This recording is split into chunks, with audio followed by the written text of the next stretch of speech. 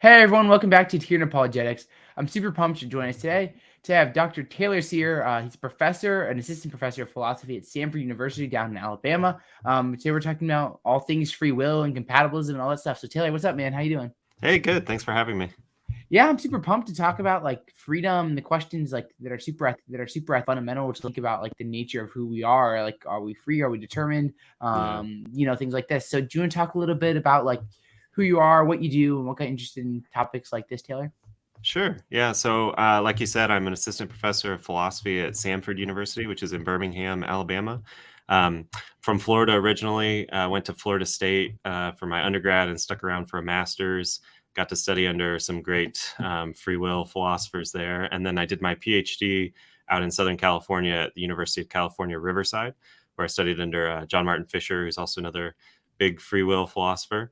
Um, Yeah, and I wrote a dissertation on free will and moral responsibility, kind of a bunch of independent chapters that I've published as articles defending, taken as a whole, kind of defending one view on free will, which is a compatibilist sort of view. And I've stuck with it. I've recently, with my friend Matt Flummer, who also studied at Florida State, started a podcast and a YouTube channel dedicated to free will. It's called The Free Will Show. And we interview other philosophers and sometimes non-philosophers, some scientists, about various topics on free will. So if people are looking to get a sort of more thorough introduction to the topic, there's a whole series of interviews you could listen to over at the Free Will Show. That's super cool. Well, thanks for that, Taylor. Yeah. So what I'd love to talk about is just like laying the different views when we're looking at the free will debate. So you want to talk about like you frame it as like we have libertarian free will, compatibilism, and like a no free will position. It's like what are these three like overarching views in this debate that we're looking at today? Yeah, those are the three main positions, and what they disagree about is what free will is and whether we have it. So, one way of making sure that we're not just sort of talking past each other and talking about different things when we say we have free will or we don't have free will or it's compatible with determinism or it's not, is make sure we're all using the term free will in the same way, which hasn't Mm-hmm. always been the case in the history of philosophy and even in theology. So most people nowadays use the term free will just to refer to whatever kind of control you'd have to have over your behavior to be morally responsible for it. And where by morally responsible for that behavior, I mean like you deserve praise or blame in virtue of having sort of knowingly done that thing. So to say that we have free will is to say we have the kind of control required for that. I think of it as moral accountability for being to praise or to blame for at least some of the stuff that we do. And then one of the main disagreements in the free will debate is whether we could be morally responsible for what we do if the universe is causally deterministic. So for determinism to be true is for the laws of nature to be such that given the way things were in the distant past, maybe billions of years ago, given the laws, there's only one possible future. There's only one way things could unfold from that earlier state of the universe. So if the universe is deterministic, the laws of nature work like a function where you input a state of the universe, a snapshot of like the whole universe down to the location of every, subatomic particle. And as an output, you get the next state of the universe, and you can keep applying that function. And there's just one output for any given time that's possible, given the earlier state and given the laws. For the universe to be indeterministic is just for there to be some case where there's an event that's not determined by the prior state of the universe and the laws. Okay, and then maybe we'll talk about this more in just a minute, but when people hear about determinism, they often immediately think, well, that would take away free will. There's no way we could have free will if determinism's true. Sometimes people even describe the free will debate as a debate that's like free will versus determinism, where you've got to choose one of Mm-hmm. those. But actually, one of the sort of main questions in the free will debate is, are they compatible? Are free will and determinism compatible? And libertarians say no, and they think we have free will anyway. So that's sort of the two parts of the libertarian position. Free will and determinism are incompatible with each other, and yet we have free will, which implies the third thesis that the world is not deterministic. Compatibilists, the second main position, and this is the group of which I'm a member, compatibilists say, no, free will and determinism are compatible with each other. And then the skeptic says we don't have free will, so they disagree with the libertarian and with the compatibilist. They might think the reason we don't have free will is because determinism is true and it rules out free will. That was a more common position kind of more than decades ago, not in the recent literature, partly because there's been developments in quantum physics that make it seem like, well, maybe the universe isn't deterministic. And if that's the case, then you can't sort of be a skeptic about free will on the basis of science or something like that. So a lot of skeptics nowadays just think whether the world's deterministic or indeterministic, there's no free will. And maybe we'll get to some reasons why they think both libertarianism is unsatisfactory and compatibilism is unsatisfactory. But those are the three main positions. Yeah, that's great. Thanks, Taylor. So you're defining free will then like as the ability to like the control that we have that's required for moral responsibility. Do I have you right? That's right.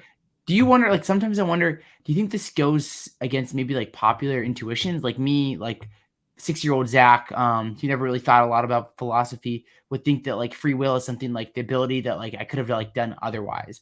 So like, do you think that definition like runs against that, that you're bringing forward? Like, how do you think it kind of lines up when like the general understanding of like what people are thinking of when they think of free will? That's a great question. And some people even still use the term free will to pick out exactly what you're identifying, the ability to do something other than what you actually do. So if I'm like coerced into doing something or I'm otherwise compelled to do it, seems like I didn't have free will because I couldn't have done otherwise. And there are people who think that idea of free will and the moral responsibility idea that I was identifying, that those go hand in hand. So if you think that in order to be morally responsible for what we do, you have to have had the ability to do otherwise, then you think those things go together. This is the principle that sort of codifies that idea is sometimes called the principle of alternative possibilities, or PAP for short. It's the idea that to be morally responsible, we have to have had alternatives.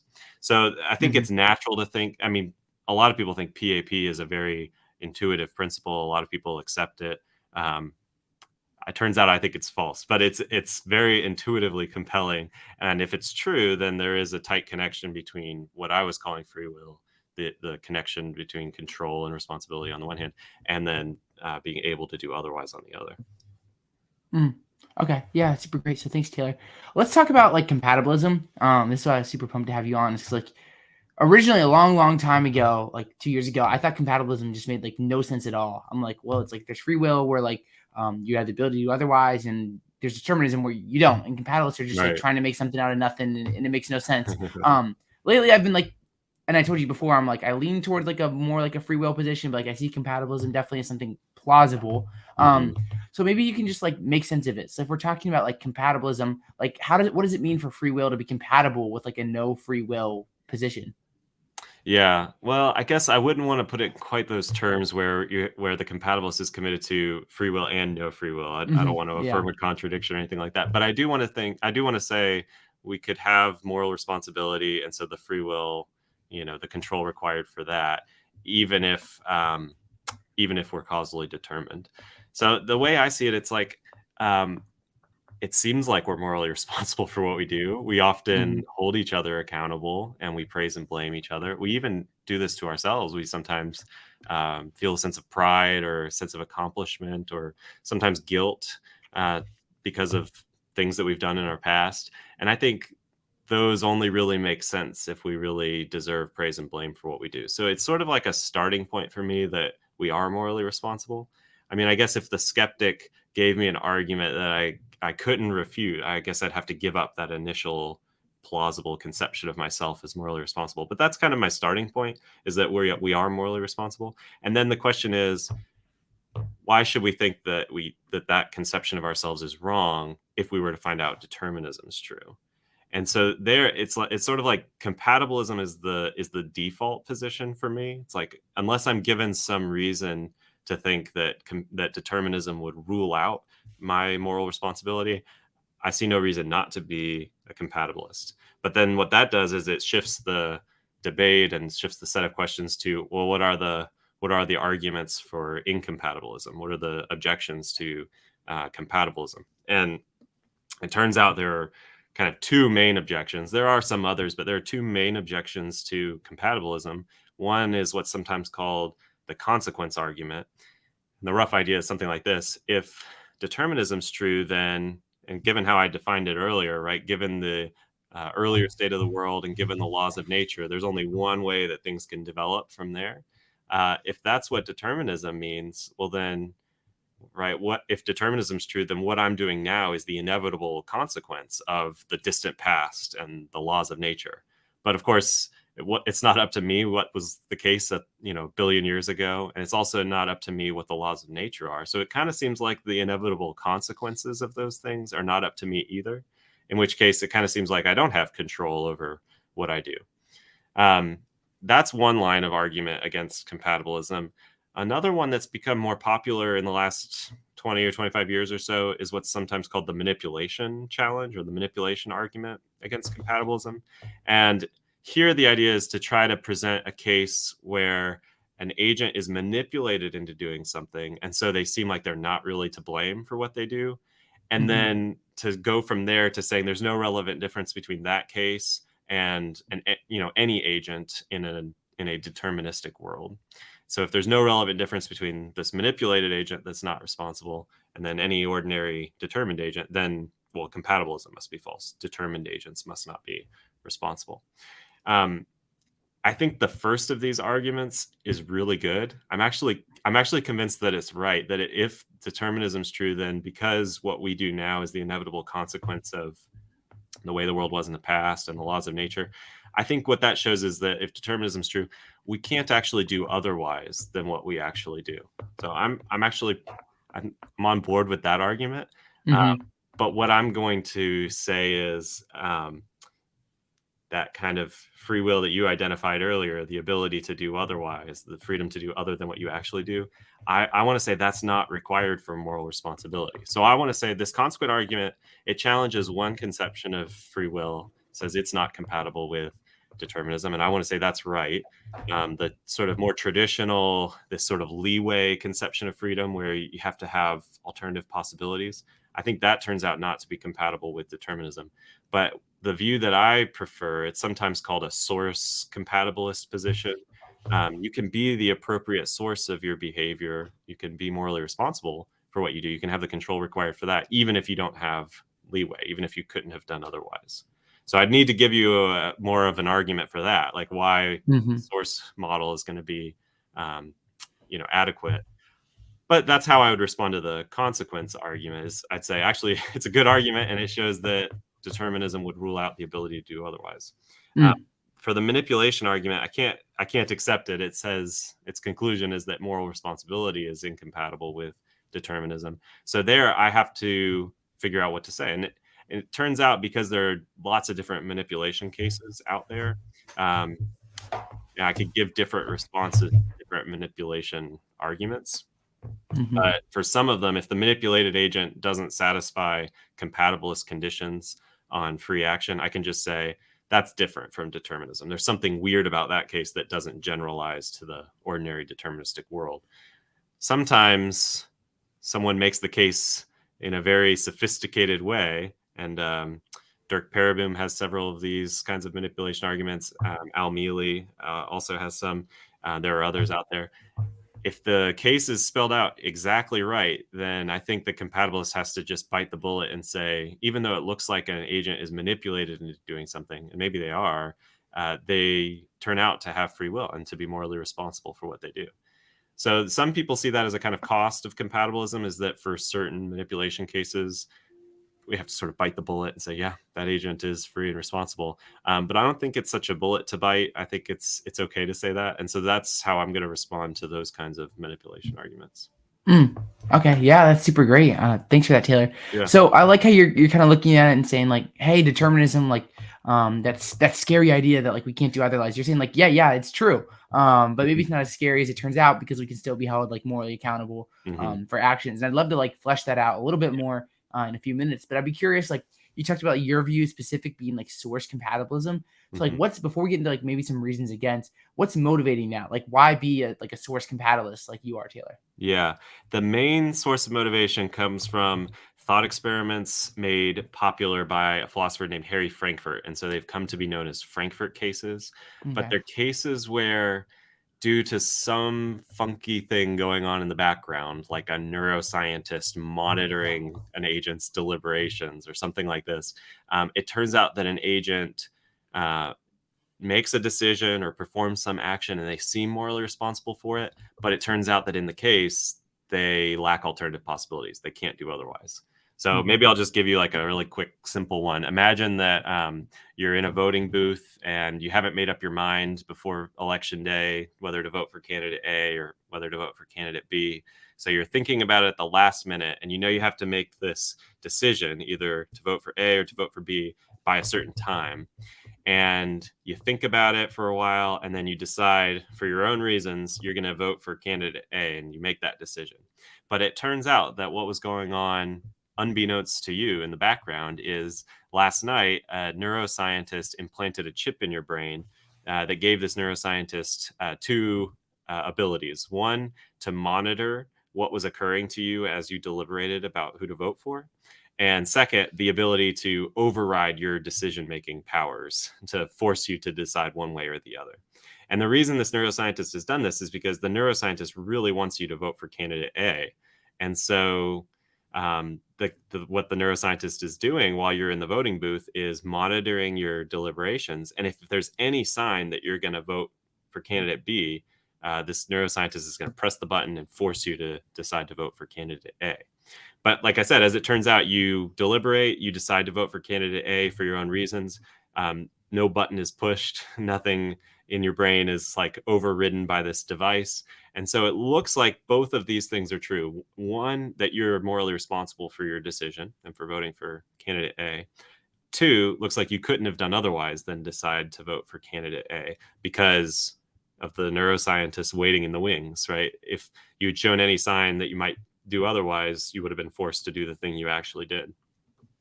So there's some debate about whether any of these cases are successful. There's a whole literature on Frankfurt-style cases nowadays, but people like me are motivated by those cases to reject the principle of alternative possibilities that I mentioned earlier, the principle that says a person's morally responsible only if they could have done otherwise. Looks like we have a counterexample to that, a case where you're in the voting booth, you can't do otherwise than decide to vote for candidate A, and yet you're morally responsible for that decision because you did it on your own, for your own reasons. You were the appropriate source of that decision. Even though in this sort of counterfactual scenario where you had shown some sign that you might vote for candidate B, you would have been forced by the neuroscientist to decide for candidate A. You wouldn't have been responsible in that case. You wouldn't have been the source of your action. But in the actual sequence that led to you deciding to vote for candidate A, there was no intervention by the neuroscientist. And so it looks like you're the source. So that's like the main kind of thing that's motivating me to reject PAP and to be a source compatibilist. Okay, yeah, that's great. Maybe like I'm trying to fully understand it.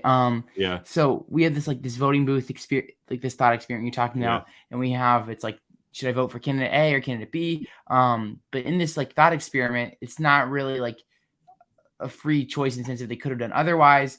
But like they make a choice, like, hey, I'm voting for Joe Schmo over Boho Joe or whatever. And like you want to say that like that choice was determined for like maybe like some like various reasons, like things cause other things. Like they can still be held, like we can still think they're morally responsible for that choice. Am I tracking right with that thought experiment? Yeah, that's right. I guess it determined. I mean, it could have been that it was causally undetermined. There's a whole objection to the Frankfurt-style case that like a lot hinges on whether we assume determinism in the case. If we assume determinism, it seems like we're going to beg the question against the incompatibilist who's a leeway theorist. But if you build in indeterminacy, it looks like, how are you going to get rid of all the alternative possibilities? Still seems like you're leaving it up to the agent to do otherwise up till the time of choice. So there's some difficulty in spelling out the case that avoids that kind of dilemma. But I think it can be done. One proposal is to have the the choice that Jones is the name of the character in Frankfurt's version of this case. Jones is deciding to vote for candidate A, and he indeterministically causes that decision. His deliberations, or maybe his judgment about who's best to vote for, indeterministically causes that decision. But if that cause had not been effective, then some other causal process started by the neuroscientists, say, would have overridden Jones's decision-making power and would have causally determined him to do it. That might leave indeterminacy in the case, because we're just stipulating that the actual decision is indeterministically caused by Jones's deliberative processes or something like that. But there's the devil's in the details, right? Not everyone's convinced that this kind of case can work out. But anyway, that's just to say, I'm not sure whether I want to say it's determined that he'll make the choice, but he definitely, so it seems to me, can't do otherwise than make this decision. Okay, that's great. So if you're making like a short case for compatibilism, Taylor, you're going to talk about a few things. Like one is, like, if I'm tracking with you right, one is like we have good reasons to think that some sort of like determinism is true, where like things cause other things, and we can't really do otherwise. So that's like the big thing, is we can't do otherwise with regards to our action. And then we also have like really good reason to think there's moral responsibility, like we're responsible for what we do. And then you're looking at like those two things, and you see things like these Frankfurt cases you talk about. And like if you bundle them all together, like in a nutshell, like that's kind of like what we're looking at, like why there's good reason to be a compatibilist. I think that's right. I mean, some people, I'm not so sure that I'm convinced that determinism is true. In fact, I think determinism probably isn't true. You could You be mean determinism by like full scale, full blown determinism, or more like the like just like we couldn't do otherwise? Well, I mean, even if some of our actions are not determined, it might still be that we can't do otherwise than what we do for Yeah. other reasons. So I guess what I want to say is whether determinism is true or not, if it were true and if it ruled out our ability to do otherwise, that wouldn't take away our moral responsibility. So I just put it in those kinds of ways. And then, yeah, I think I want to leave room for the possibility that the world is not deterministic, and perhaps even our choices are not determined by antecedent causes. I think there are antecedent causes, but maybe they just work in a probabilistic way. If that's the way the world is, I think we could still have free will and moral responsibility. So I'm not committed to determinism. I just think if determinism were true, that wouldn't be a problem for responsibility. Okay. Yeah, I think that's great, Taylor. What I'd love to do now is kind of explore different areas of compatibilism with like different like objections or things. So let's get back to like that moral responsibility question. Because this is one of those things, like for me personally, and I've nowhere near thought about this as much as like you or other like philosophers have done. Like I'm not a philosopher. I just love doing this and thinking about this. Yeah, sure. But like oftentimes like you hear like something said, like we're looking at like say like moral responsibility. Like you choose like atrocious people, like like Hitler or Pol Pot or whatever, or even people that like just do things like maybe like lie to you or things like that. And we want to say like those things are bad, like they're responsible for their actions. And a lot of times when we're looking at like why are they more responsible, people say, well, like they could have done something else, like Hitler could have decided not to like cause the Holocaust, or like someone could have chosen not to lie to you, like they had that choice.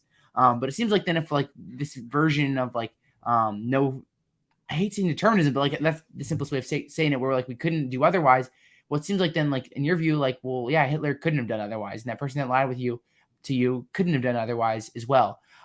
So if that's the case, and they really had no choice in the matter, like how on earth do we see them as morally responsible? So yeah, I'd be curious if you could unpack. Yeah, that's a nice way of putting this objection. I guess maybe imagine you wanted Jones to vote for candidate B, and you know about the whole neuroscientist waiting in the wings, but who doesn't do anything. And you go and you talk to Jones over dinner after election day, and you're like, "Come on, man, why'd you vote for candidate A? You obviously you had good reasons to vote for candidate B."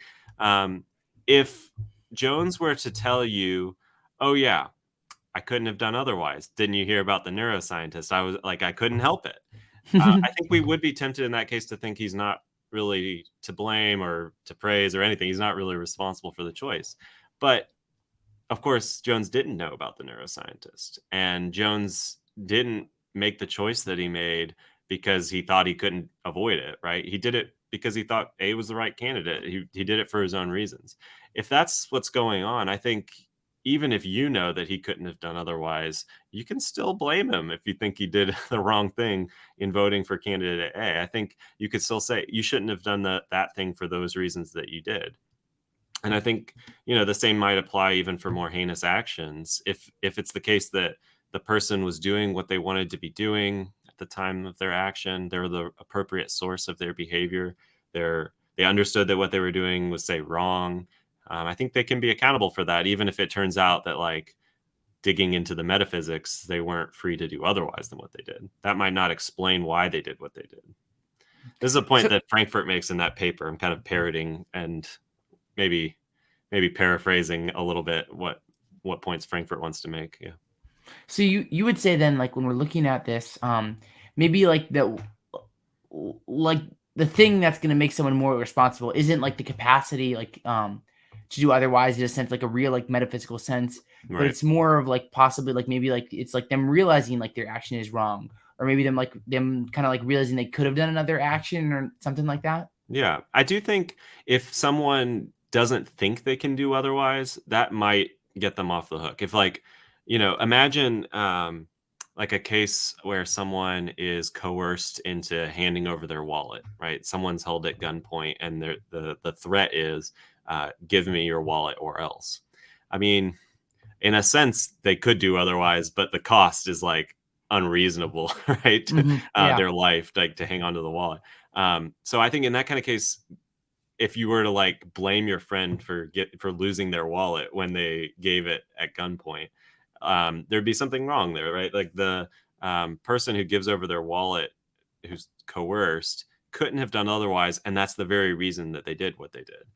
Now, that's not how most of our actions are, thankfully, right? Most of our actions, even if it's true that determinism makes it so we can't do otherwise, we still do what we do a lot of the time for reasons, and for, better and worse reasons, but not because we think we couldn't have done otherwise. So I think maybe there's some kind of, like, um, epistemic alternative possibility requirement on free will. We have to think we could do otherwise, and, like, if we wanted to do otherwise, maybe we would, that sort of thing. But I don't hang a lot on that. I think really, if you're just looking at the way the agent was motivated and what reasons occurred to them, if you look at that kind of stuff, that's the stuff of which moral responsibility is made. So it's really those things rather than like we're looking at like this is super helpful for me because I'm like a lot of the times like before this I'm like thinking like free will like this debate like is the capacity to do otherwise, which is like the Right. big driving force behind moral responsibility. Hmm. And like you're pushing back and saying like, hey, we have these other things to look at, like Hmm. questions about like them like realizing their actions are wrong or kind of realizing like they could have done otherwise. Right. So yeah, that's super helpful. I appreciate Okay. that a lot, Taylor. That brings a lot of clarity. So I had this image in my mind, and I know it's like a bad character, like bad character of like compatibilism, but I have this idea of like someone like looking at like an action of saying like, should I like lie or should I not lie? And they're looking at like the not lie position and being like, that's good. I want to do that. Not lying is good. But then the invisible hand of compatibilism is like pushing them backwards from that position and pushing them towards lying. And obviously in that scenario, like that's not really compatibilism. But like, what if you're understanding what I'm thinking right here? Like, Yeah. what's wrong with this picture Yeah. of compatibilism? That's how some people think of determinism, and it's how some other people talk about fatalism, which may be distinct from determinism. But, like, I guess one reading of the story of Oedipus Rex is Oedipus is fated to kill his father and marry his mother, and no Mhm. matter what he does, even if he, like, flees and tries to avoid those actions, he's gonna do those actions. Mhm. That feels like the invisible hand thing that you're talking about. Yeah. Maybe it's the invisible hand of fate. Um, I yeah, I don't think that determinism commits you to that, because when you think about, like, the a state of the world and then causally deterministic laws of nature implying that some other state will follow, it doesn't follow that, like, no matter what intermediate states there are, some event must happen later on. It might be that the reason some subsequent event is determined to happen is because this particular means is determined to happen. It's not Mhm. that, like, any means whatsoever would have all led to the same action. It's not all roads lead to Rome or anything like that.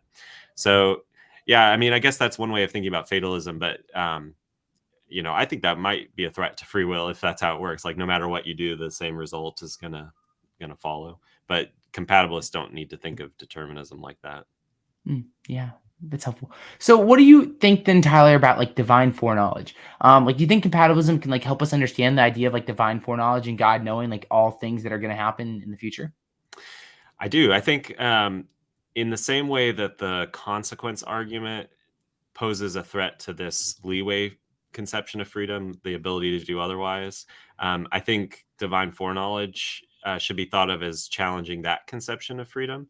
And it's more common for libertarians about free will, incompatibilist believers in free will, to think that, to think of free will in that way. As it's so I think it's more threatened by the challenge from divine foreknowledge. But maybe it's worth sketching the threat really quickly.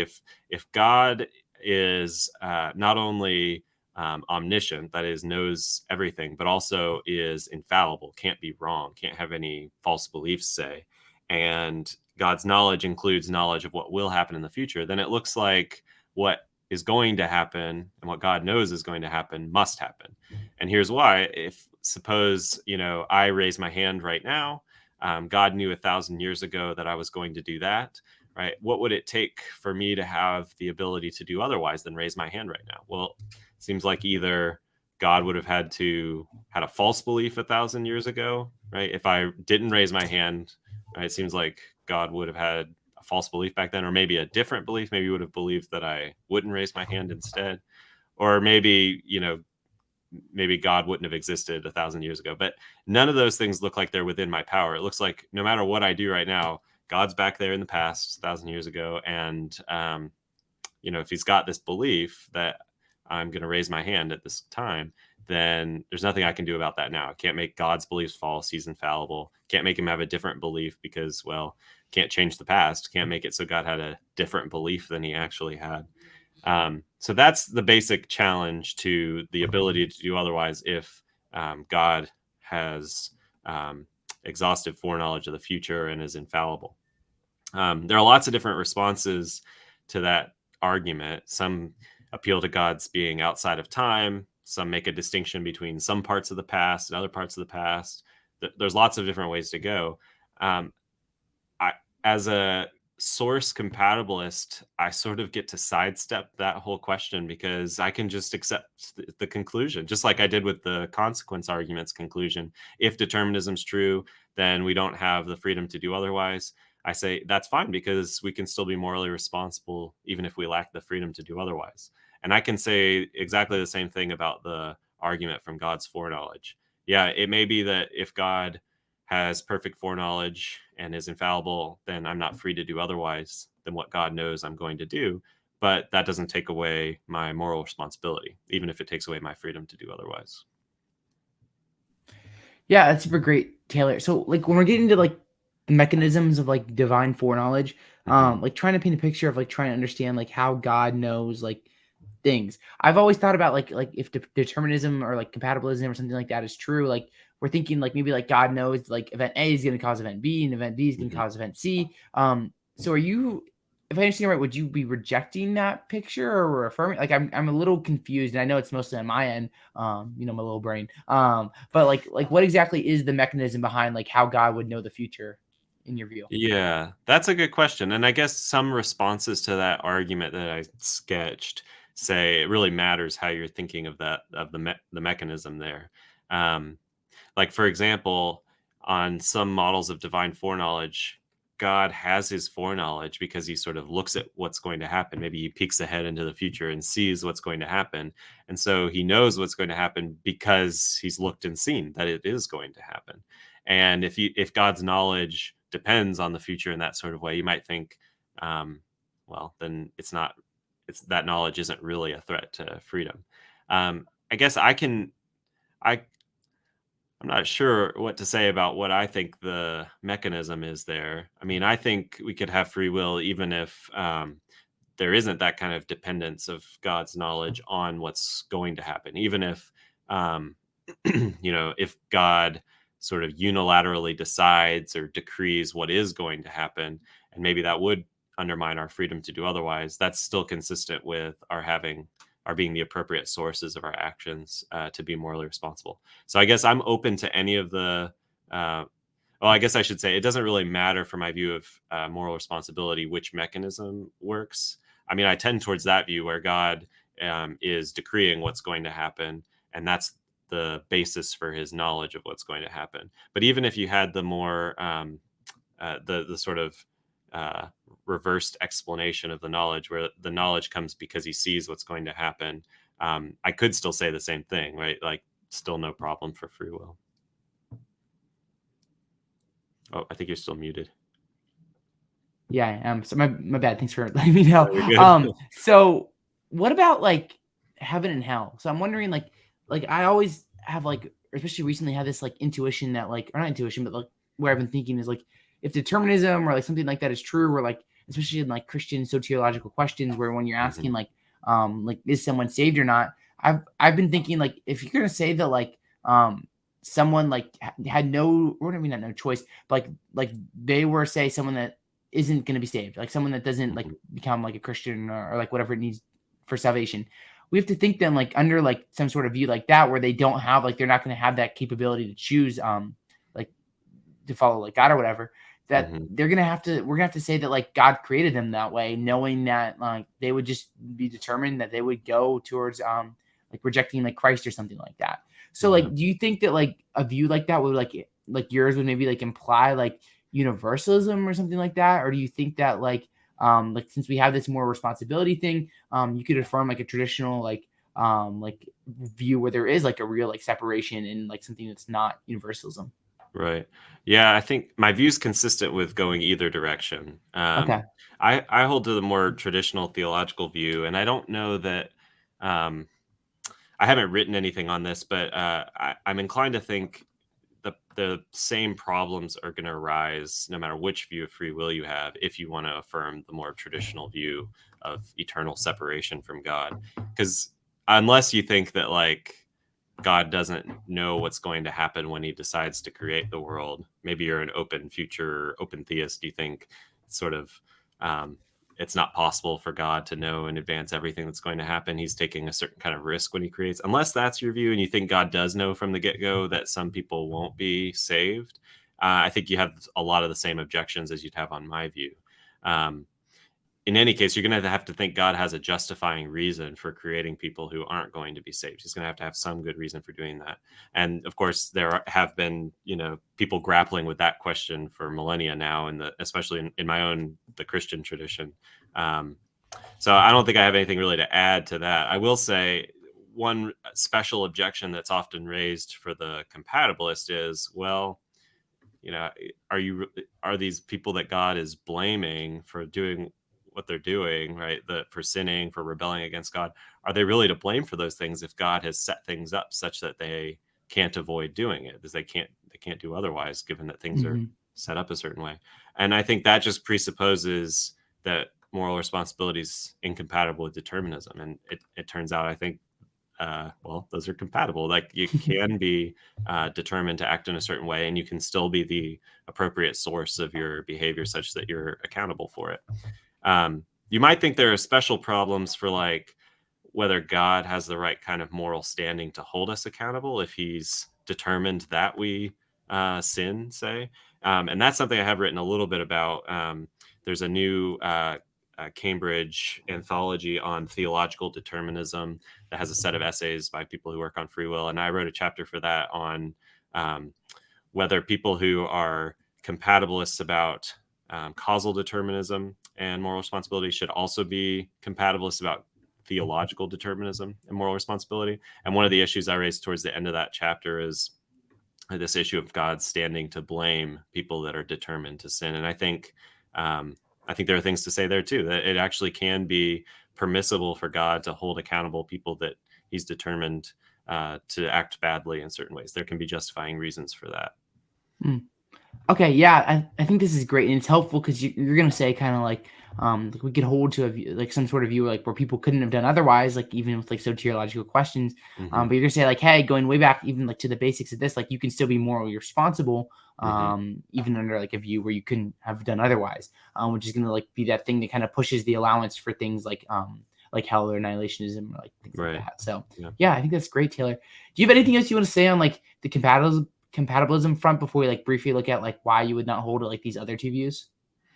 I guess if people are interested in like pursuing this question about soteriology in a little bit more detail, I'll point to two resources that I've benefited from. One, which goes in the universalist route that you were pointing to earlier, is by Lynn Baker, called "Why Christians Should Be Compatibilists." Um, Hmm. I think it's a fantastic paper. It raises some challenges for libertarianism from a Christian perspective. And in any case, I don't side with her conclusion, but that's one way to go. Another recent book that maybe some people would be interested is it's called Calvinism and the Problem of Evil. And it's a set of essays by different authors on these kinds of questions. Like, how could it be if God has determined things to happen, that there could be evil, there could be suffering, there could be sin, there could be hell. Um, there's a bunch of different authors there, so I probably don't agree with everything that every one of them says, but it's raising a lot of these questions and addressing them using the tools of analytic philosophy. So I'm all for that. Mm. Okay, yeah, that's super great. Thanks for that, Taylor. Mm-hmm. So let's briefly look at then like these views here that like you don't hold to. So Mm-hmm. like what's wrong with like a libertarian free will position in your view? Well, I guess, again, I think I sort of take compatibilism as the default, and so to be Mm. like libertarianism, I guess, would be my fallback, because if it turned out that free will and moral responsibility are incompatible with determinism, I wouldn't say, "Oh, well, I guess we don't have moral responsibility." I still think we're morally responsible. I guess I just have to be an incompatibilist believer in Mhm. free will. Um, the thing that's distinctive about libertarianism is not only do they say that free will and determinism are incompatible, they are incompatibilists, but since they think that we have free will, they also have to think that a choice or an action's being undetermined somehow makes it free, whereas it wouldn't have been free if it were determined. So they're committed to this idea that like indeterminacy enhances our freedom or enhances our control in some way. Maybe it's because it gives us the ability to do otherwise, or maybe there's some other reason, but adding indeterminacy is somehow going to help. And that's going to get you libertarianism over compatibilism. Um, the main challenge, like historically for libertarianism, is what's called the problem of luck or the problem of chance.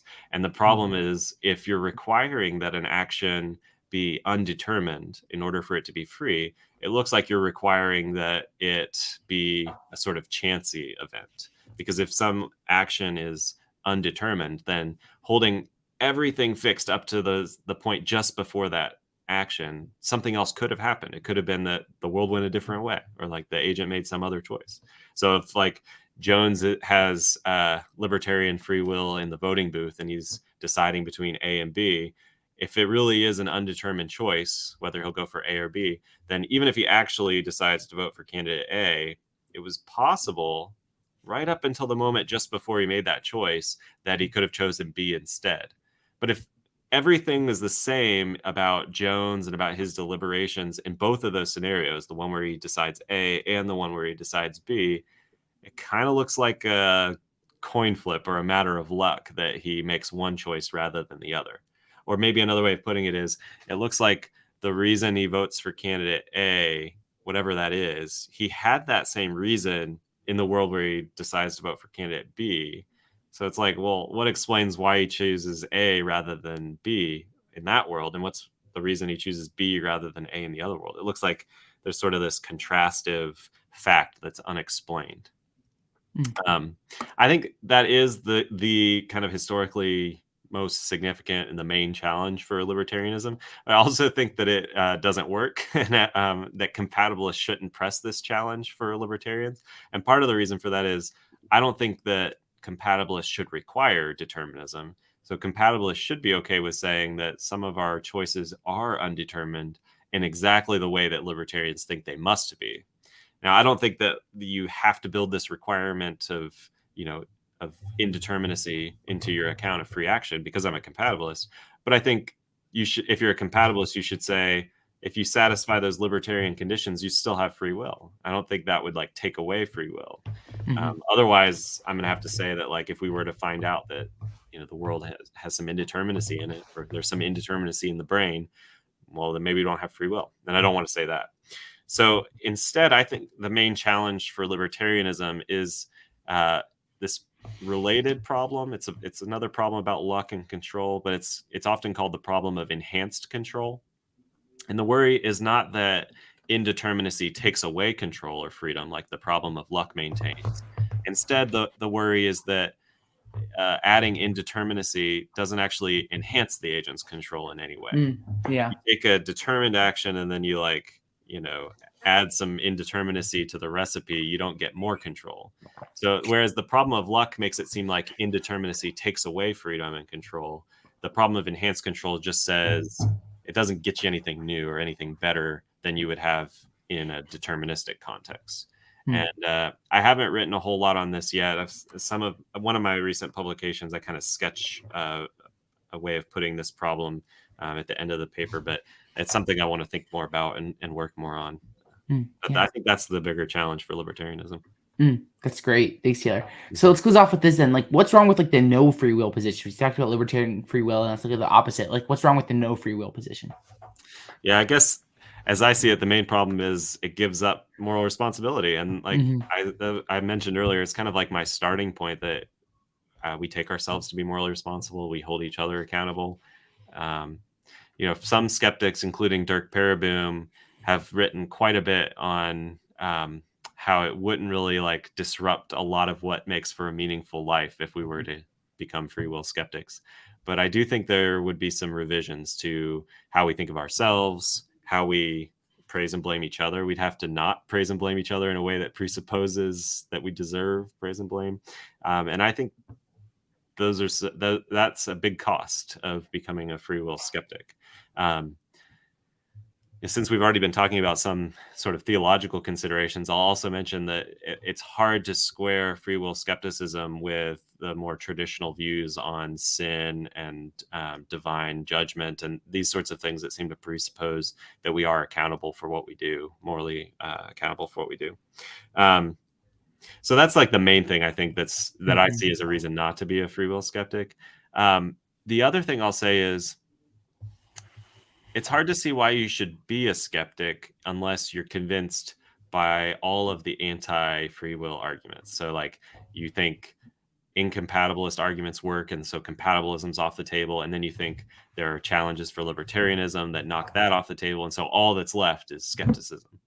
But if that's the way you're motivating free will skepticism, and that's the way that people like Dirk Pereboom tend to argue, if you're not convinced by all those arguments, right? If there's some place where you can get off the boat, where you can say, oh, wait, I think I have a good response to that argument, so maybe I can actually be a compatibilist, or I have a good response to the problem of enhanced control, so I can actually be a libertarian, then you're not going to be motivated to go all the way to skepticism. And in my own case, I don't think that the manipulation argument for compatibilism is successful. I don't think it shows that you have to be an incompatibilist. And so I'm just not motivated to go all the way to skepticism. Okay, yeah, that's super great, Taylor. So I lied. Let's close off with this actually. I just came to mind. I think it's a great, like, fitting way to close this. True or false question. Taylor Sear chose freely, or Taylor Sear. No, here's a better one. Taylor Sear could have chosen not to be on this podcast today. True or false? True or false questions for a philosopher are really hard because the answer is going to be it depends. Yeah, I guess I want to say it depends, but maybe false, right? Like, so given the state of the world at some earlier time, or given God's plans or God's knowledge or something like that, if you hold those things fixed, I want to say it's false that I could have done otherwise. Okay. Yeah. Now, often this is a point that philosopher named David Lewis makes in a paper on time travel, which is a fantastic. If anyone wants a fun philosophy paper to read, Paradoxes of Time Travel from 1976. It's one of my favorite papers. At one point, he makes claims about what we can do is that it often depends on the context of utterance. So like sometimes when you ask, can you do that? You're holding fixed certain things. And then other times you'll ask the very same question, but different things are held fixed and the answers will be different. So like he gives the example of like, can I speak Finnish? And I can't actually speak Finnish. I really can only speak English and maybe a tiny bit of Spanish, but I can't speak Finnish for sure. But if you if the context is like, yeah, are you talking about whether I can go to Helsinki and carry on a conversation and finish? The answer will be no, I can't. But if you're like, in an anatomy class and you're comparing my anatomy with an ape's anatomy, and you're like, which one can speak Finnish? It might be that the correct answer is that I can speak Finnish because I have the right kind of structure, vocal cords and all that, and maybe the cognitive requirements to learn the language. And so in that sense, I can. But yeah, if you're holding fixed the things that we've been talking about in our conversation today, I think, no, I can't. I couldn't have avoided coming on. But you can still praise or blame me depending on how you feel about how I've answered your questions, because I don't have to have the freedom to do otherwise to be responsible for saying yes. Yeah. Well, okay. Well, Taylor, this has been super great. Thanks for coming on. I really appreciate your time and everything like that. How can people like follow you, connect with you, things like that? Yeah. So if people are interested in free will, you can hear me ask other philosophers questions about free will on the Free Will Show, which is available on wherever people get podcasts. It's also on YouTube. We don't have a video component, so it's kind of boring if you watch it on YouTube, but it's there. Otherwise, I have a website. It's just my name, taylorwsear.com. If you just Google Taylor Sear, CYR, philosophy, it'll come up pretty fast. And there I have links to other interviews that I've done, and also to all my publications if people want to read those. Awesome. Well, I'll put a link down below where people can follow and connect with Taylor. And yeah, thanks for coming on today. And thank you everyone for listening. Really appreciate you and support. This is here in Apologetics. If you're new, always encourage you to subscribe, leave a like, all that fun stuff. And if you value what you do, value what we do, become a patron at patreon.com/Apologetics. We have 4 new patrons, I think, since the last episode. So thank you to David Wood, Wofford, Tom Bryn Chow, probably said your last name wrong, and Christopher Gore. Really appreciate you and your support. And if you value what we do, become a patron at patreon.com/Apologetics. You can do it for as little as $1 a month. But Taylor, thank you so much for your time. Really appreciate it. And this has been great. You gave me lots to think about. Thank you, Zach. This was great. Thanks for your questions. And thank you everyone for tuning in. Have a good one, and God bless. Catch you next time.